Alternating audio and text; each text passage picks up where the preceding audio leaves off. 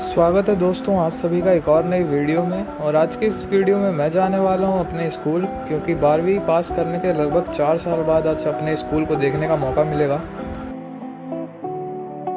तो चलिए आपको मिलवाते हैं अपने सबसे पहले क्लासमेट, जो कि स्कूल टाइम पे भी पहले आते थे और यहाँ पर भी सबसे पहले आए हैं। तो ये है अनुपम। कैसे हो?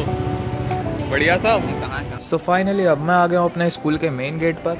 तो ये वही गेट है जहाँ पर आने का बिल्कुल भी मन नहीं करता था, एक टाइम पर बहुत ही बोरिंग लगता था, लेकिन आज इसी गेट के लिए हम तरसते हैं। तो चलिए चलते हैं अंदर।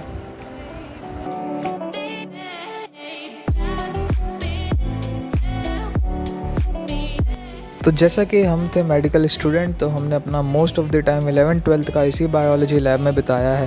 तो चलिए चलते हैं अंदर। तो ये रहे हमारे स्पेसिमेंस जिस पर हमने स्टडी करी थी, अपने एक्सपेरिमेंट्स प्रैक्टिकल्स वगैरह बनाए थे। और वहाँ रखे हैं कुछ सॉल्यूशंस।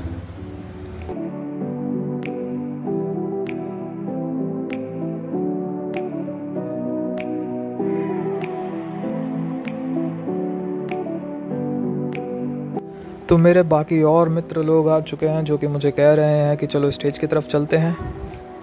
तो मिलिए इनसे। ये जो चश्मा लगा के बैठे हैं ये है आशुतोष तिवारी। और इधर हमारी क्लास टीचर, हमारी फेवरेट टीचर, जो कि हम सभी का हालचाल ले रही हैं।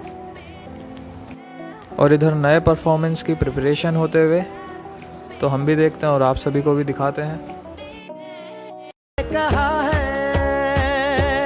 तुम भी कहो, हमने कहा है जो तुम भी कहो।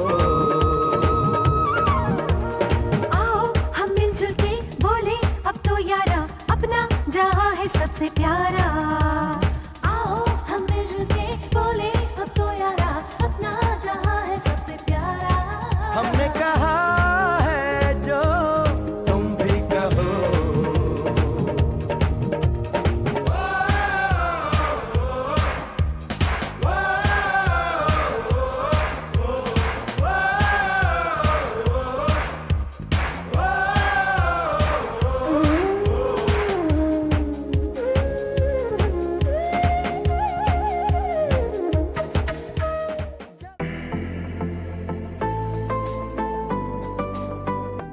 तो बाहर सारे फंक्शंस कंप्लीट करने के बाद हम फिर से आ गए अपने बायोलॉजी लैब में। और यहाँ पर ये सभी लोग बातें कर रहे हैं और मैं सारी मेमोरीज़ को एक बार फिर से अपने माइंड में रिकैप कर रहा हूँ इन सारी चीज़ों को देखकर।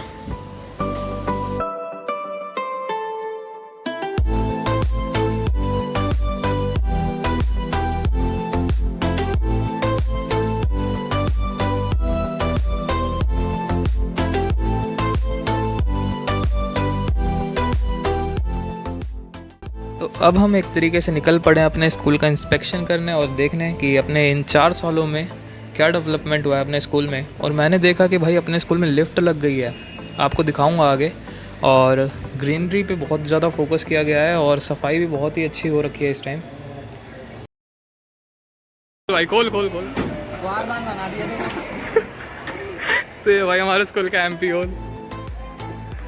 इस हॉल का यूज़ बेसिकली कल्चरल प्रोग्राम्स के लिए होता था, जो कि जोनल लेवल, डिस्ट्रिक्ट लेवल और स्टेट लेवल पर होता था, जिसमें जूडो, रेसलिंग और सिंगिंग, डांसिंग ये सब होता था। तो काफ़ी अच्छा हो गया है अब, क्योंकि हमारे टाइम पर ये एसी नहीं थी यहाँ पर। तो अब जो स्टूडेंट्स यहाँ पर आ रहे हैं तो भाई उन्हें बेनिफिट लेना चाहिए। और बहुत ही अच्छा डेवलपमेंट हुआ है स्कूल में, बहुत ही मज़ा आया देखकर। तो देखिए ये वही लिफ्ट है जिसकी बात मैं कर रहा था। तो यहाँ पर अभी ये चालू नहीं हुई है, लेकिन ये लगा दी गई है।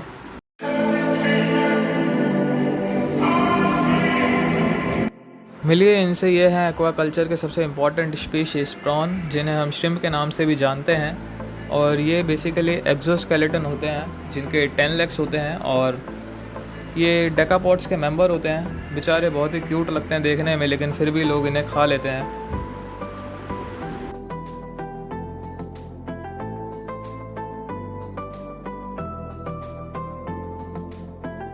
सब कुछ देखने के बाद भी हमारा मन नहीं भरा, तो हमने उठा लिया ये human skeleton system.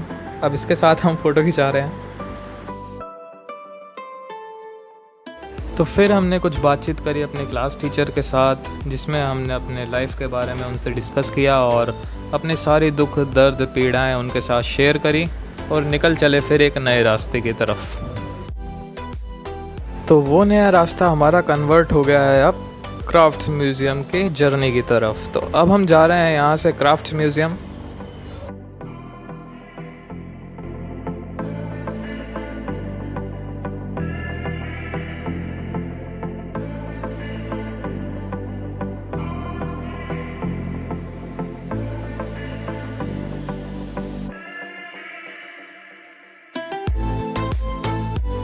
Pragati Maidan उतरने के बाद हम पैदल ही निकल पड़े क्राफ्ट्स म्यूज़ियम की तरफ।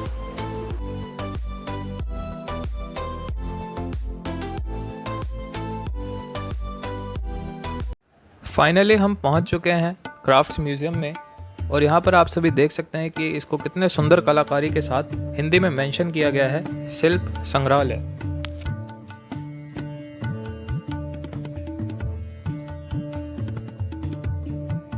ये जो रूम आप देख रहे हैं इसे मैं सस्पेंस रखूँगा।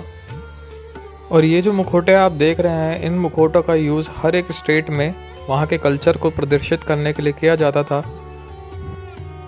और ये जो चीज़ आप मेरे सामने देख रहे हैं, ये छत्तीसगढ़ सरगुजा ज़िले में रजवाड़ समुदाय की महिलाएं अनाज को स्टोर करने के लिए कंटेनर बनाया करती थी, जिसमें वो देवी देवताओं की आकृतियों को बहुत ही अच्छे तरीके से डिज़ाइन किया करती थी पक्काई मिट्टी से।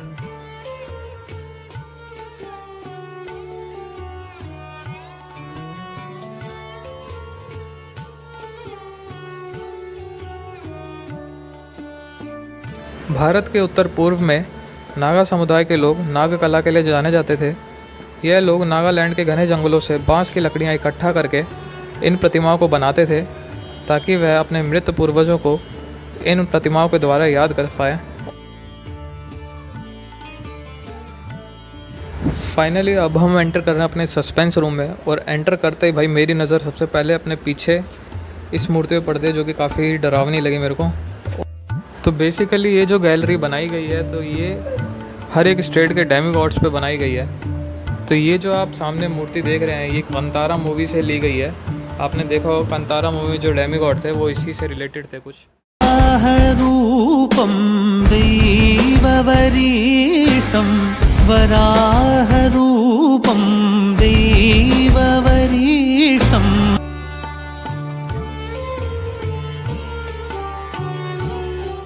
अब जो प्रतिमा आप मेरे सामने देख रहे हैं, इस प्रतिमा का नाम है भूत।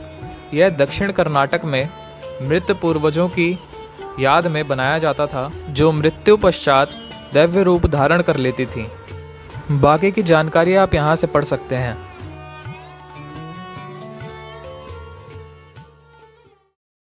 नेक्स्ट गैलरी की तरफ हमने मूव किया तो हमने सामने देखा कि एक बहुत बड़ा लकड़ी का रथ हमारे सामने था, जो कि महाराष्ट्र का था और ये काफ़ी बड़ा था। और इस रथ के द्वारा पूजनीय देवी देवताओं की मूर्तियों को सिंहासन पर बैठाकर शहर अथवा गांव के आसपास के क्षेत्रों में ले जाया जाता था और उनकी एक तरीके से शोभा यात्रा निकाली जाती थी, जैसा कि हमारे उड़ीसा के जगन्नाथ भगवान जी की शोभा यात्रा निकलती है। और इस रथ को भी मोटी मोटी रस्सियों की मदद से लोगों द्वारा ही खींचा जाता था।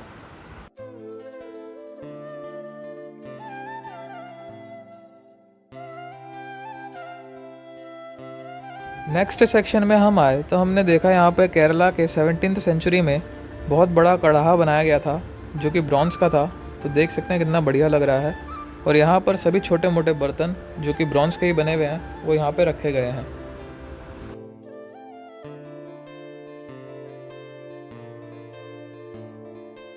हमारी नज़र पड़ी इस झांकी की तरफ, जो कि पुराने टाइम में महलों वगैरह में लगाई जाती थी, जो कि बहुत ही सुंदर लगती थी। और फिर हमारी नज़र पड़ती है इस सुंदर से घर की तरफ, जो कि पुराने टाइम में एक सेठ का घर होता था। और यह बेसिकली 19th सेंचुरी की बात है, ज़्यादा पुरानी नहीं है। और ये गुजरात के एक सेठ का था, काठियावाड़ ज़िले में जो रहता था। वहाँ पे देख सकते हैं कि उसका सारा सामान यहाँ पे रखा गया है।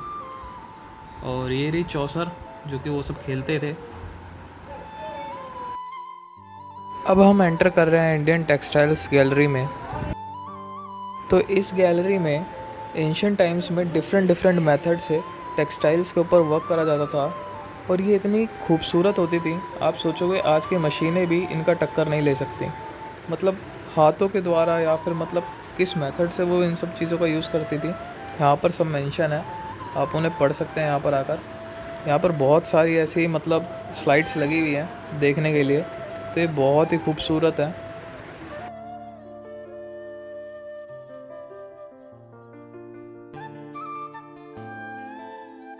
और यहाँ पर गुजरात की गग्गा पोशाक रखी गई है जो कि बेहद ही सुंदर है।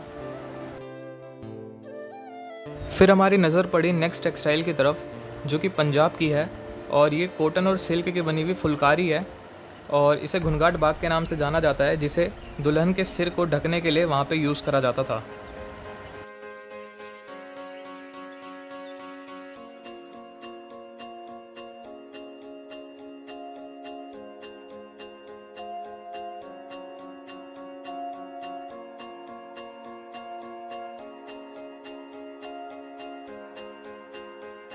नेक्स्ट सेक्शन पे मूव किया तो हमारे सामने 19th सेंचुरी की शोल्डर क्लॉथ रखी हुई थी जो कि मैसूर के रूलर के पास था।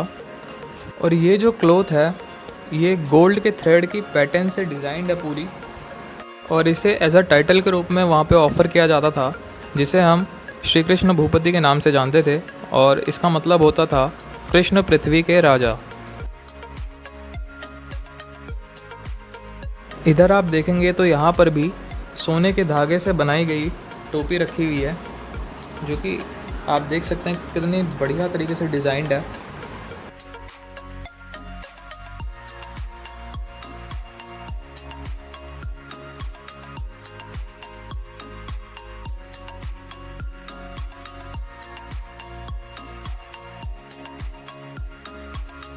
और फिर मेरी नज़र पड़ी एक बहुत ही इंटरेस्टिंग सी चीज़ पर जो कि वहाँ पे एक दीदी थी जो पुराने मेथड से ही एक शॉल को बुन रही थी।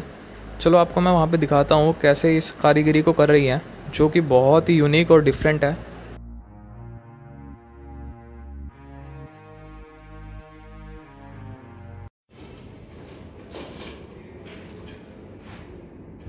इससे क्या बनते हैं?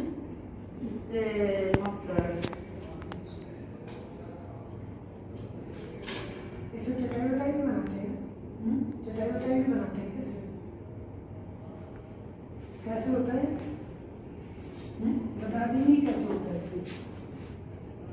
मतलब कैसे बनता है इसे? इससे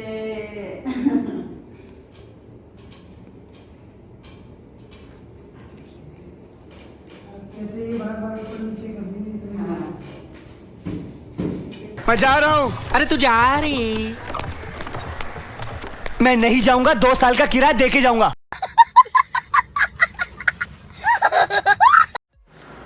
दीदी से थोड़ी बहुत बातचीत करने के बाद हमें पता चला कि भाई ये बहुत ही मेहनत वाला काम है, क्योंकि ये डेली लगभग 3-4 घंटे इसमें देती हैं और एक एक थ्रेड्स को देख रहे होंगे आप, कितनी मेहनत वाला काम है भाई। मतलब बहुत टाइम ये लेता है और बता रहे थे कि इस शॉल को बुनने में उन्हें लगभग 1 महीना लग जाएगा।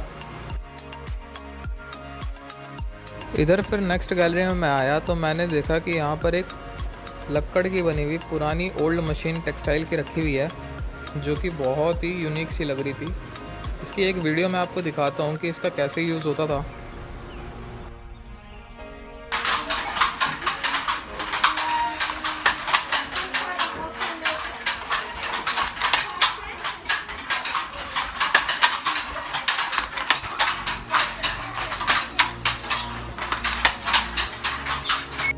पूरा म्यूज़ियम घूमने के बाद हम बाहर आए और रिफ़्रेश होने के बाद हमारी नज़र पड़ी इस हट के ऊपर जो कि छत्तीसगढ़ का है और रजवार समुदाय के द्वारा ये बनाया गया है, जो कि वहाँ के ओल्ड ट्रेडिशन और कल्चर को दिखाता है, जो कि बहुत ही सुंदर लग रहा था देखने में।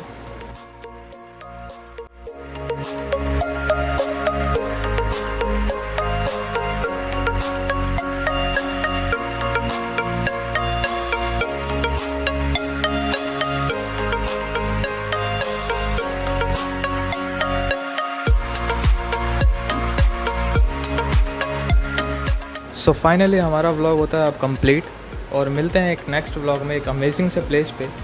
तब तक के लिए आप सभी को मेरी तरफ से राम राम भाई सारे आने।